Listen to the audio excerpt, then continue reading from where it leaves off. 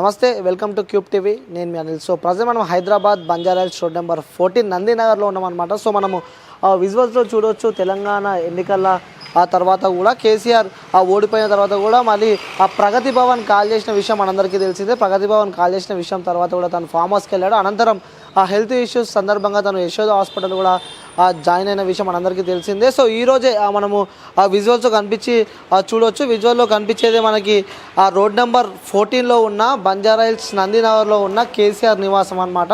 So MP కాకన ముందు నుంచే ఎప్పటి నుంచో కూడా కేసీఆర్ ఇక్కడే నివాసం ఉంటున్నాడు. సో 10 సంవత్సరాల తర్వాత ఏదైతే ఇక్కడ సీఎంగా గెలిచిన తర్వాత కూడా ప్రగతి భవన్కి వెళ్ళిన విషయం మనందరికీ తెలిసిందే. సో ప్రగతి భవన్ వెళ్ళిన తర్వాత కూడా ఈ 2023వ ఎన్నికల్లో ఓటమి జరిగింది. దానికి 2023 ఎన్నికల్లో కూడా ఓటమి తర్వాత కూడా తను మళ్ళీ తిరిగి 10 సంవత్సరాల తర్వాత మళ్ళీ తిరిగి ఇక్కడికే నందినగర్లో ఉన్న తన నివాసానికి రానున్నారు. ఇక్కడ వచ్చే అనంతరం కూడా అక్కడ ఇంటిలో కొన్ని మార్పులు చేర్పులు చేపట్టాడు మనకు తెలుస్తుంది. అలాగే చూడొచ్చు, కలర్ కూడా వేశారు. ఈరోజు ఇల్లు గృహప్రవేశం కూడా మళ్ళీ మొదలుపెట్టారు. కవిత గారు అలాగే ఆ ఫ్యామిలీకి సంబంధించిన వాళ్ళందరూ కూడా ఇక్కడ ఇంటి దగ్గరనే కూడా వాళ్ళు పూజ కార్యక్రమంలో కూడా పాల్గొన్నారు. సో చూడొచ్చు, 10 సంవత్సరాల తర్వాత నందినగర్కి మళ్ళీ కేసీఆర్ కుటుంబ సమేతంగా రాబోతున్నాడు. సో తను ఇక్కడనే ఉండబోతున్నాడని చెప్పి కూడా చాలామంది ఇక్కడ ప్రజలైతే సంతోషపడుతున్నారు.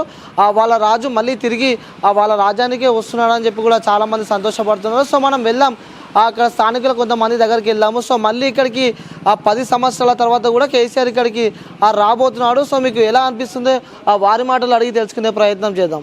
నా పేరు శశికాంత్ అండి.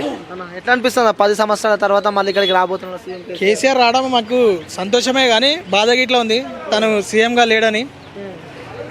కానీ ఆయన ప్రభుత్వం ఉన్నప్పుడు, ఆయన సీఎంగా ఉన్నప్పుడు అయితే చాలా బాగా పరిపాలించిండు ఆయన. కానీ జనాలే రాంగ్ స్టెప్ తీసుకున్నారు, చాలా రాంగ్ స్టెప్ తీసుకున్నారు బాగా. ఇంకా కేటీఆర్ గారు ఐటీ మినిస్టర్ ఎంత డెవలప్ చేశారో అసలు కళ్ళ చూసిన తర్వాత ఇట్లా ఓడగొట్టారంటే తెలంగాణ ప్రజలు చాలా పెద్ద మిస్టేక్. తన రాయి తీసుకొని తన కాలపైన కొట్టుకున్నట్టు అయిపోయింది తెలంగాణ ప్రజలకి. సార్ ఇంత డెవలప్మెంట్ అయిందని చెప్పి చెప్తున్నారు, మళ్ళీ ఎందుకు కేసీఆర్ ఓడిపోవడానికి మెయిన్ కారణం ఏదంటారు మీరు?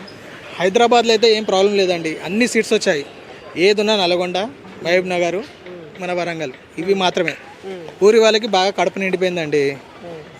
కేసీఆర్ అంతా మంచిగా చేసాడు. ఇప్పుడు వాళ్ళకి తెలుస్తుంది, చూసాం. ఇప్పుడు కాంగ్రెస్ ప్రభుత్వం ఏం చేస్తుందో చూసాం. ఇప్పుడు